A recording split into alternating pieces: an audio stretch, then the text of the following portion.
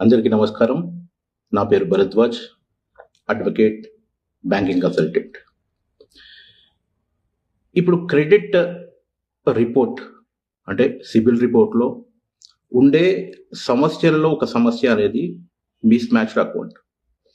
Miss matched account అంటే మన credit రిపోర్ట్‌లో మనకు సంబంధం లేనటువంటి లోన్స్ ఫీచర్ అవుతూ మన సిబిల్ స్కోర్ అనేది చాలా తగ్గిపోతూ ఉంటుంది. ఇంకా కొన్నిసార్లు మనకు బ్యాంకుల నుంచి రికవరీ ఫోన్లు కానీ, మెసేజ్‌లు కానీ రావడం జరుగుతుంటది. మనం ఎటువంటి లోన్స్ అప్లై చేసినా కానీ రిజెక్ట్ అవ్వడం జరుగుతుంటది. ఇది చాలా కామన్‌గా ఉన్న సమస్య క్రెడిట్ రిపోర్ట్‌లలో.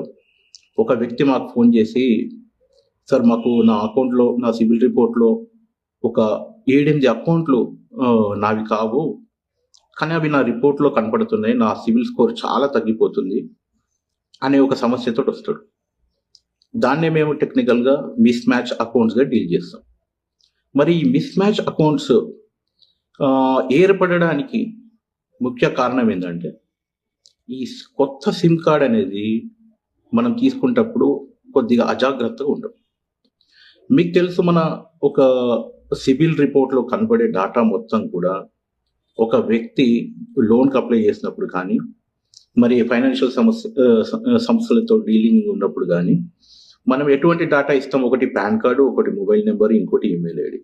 మన పాన్ కార్డ్, ఈమెయిల్ ఐడీ మారదు కానీ మొబైల్ నంబర్ మారుతూ ఉంటుంది. మరి మనం కొత్త సిమ్ కార్డ్ తీసుకునేటప్పుడు ఎయిర్‌టెల్లే కానీ, జియో కానీ వాళ్ళేం చేస్తున్నారు? రీసైకిల్డ్ సిమ్ కార్డ్స్ అనేది మనకి ఇస్తున్నారు. రీసైకిల్డ్ సిమ్ కార్డ్ అంటే ఏంది? వాళ్ళ కస్టమర్ ఒక 3 నెలలు కానీ, 6 నెలలు కానీ ఆ మొబైల్‌ని రీచార్జ్ చేసుకోవట్లేదనుకోండి, అటువంటి సిమ్‌ని కొత్త కస్టమర్స్‌కి ఇవ్వడం జరుగుతుంది. ఇక్కడే సమస్య మొదలవుతుందనమాట. అంతకుముందు ఆ మొబైల్ నంబర్‌ని వాడినటువంటి వ్యక్తి ఆ క్రెడిట్ కార్డ్ బిల్స్ కానీ, లోన్స్ కానీ పే చేయకుండా ఆ సిమ్ కార్డ్‌ని తీసివేయడం జరిగింది. ఈ తీసివేసినటువంటి సిమ్ కార్డ్‌ని కొత్త కస్టమర్‌కి ఇష్యూ చేసినప్పుడు, ఈ కొత్త కస్టమర్ రిపోర్ట్‌లో కూడా ఆ మొబైల్ నంబర్‌కి లింక్ అయి ఉన్నాయి కాబట్టి, ఈ క్రెడిట్ రిపోర్ట్‌లో ఆ డాటా మొత్తం కనబడుతుంది. దానివల్ల ఈ వ్యక్తి ఈ సిమ్ కార్డ్‌ని తీసుకున్నటువంటి వ్యక్తి రిపోర్ట్ కూడా ఆ సిబిల్ స్కోర్ చాలా తగ్గిపోతుంది. అదే కాకుండా ఈ రికవరీ ఏజెన్సీస్‌ని కూడా చాలా డిస్టర్బెన్స్ అనేది క్రియేట్ అవుతుంది.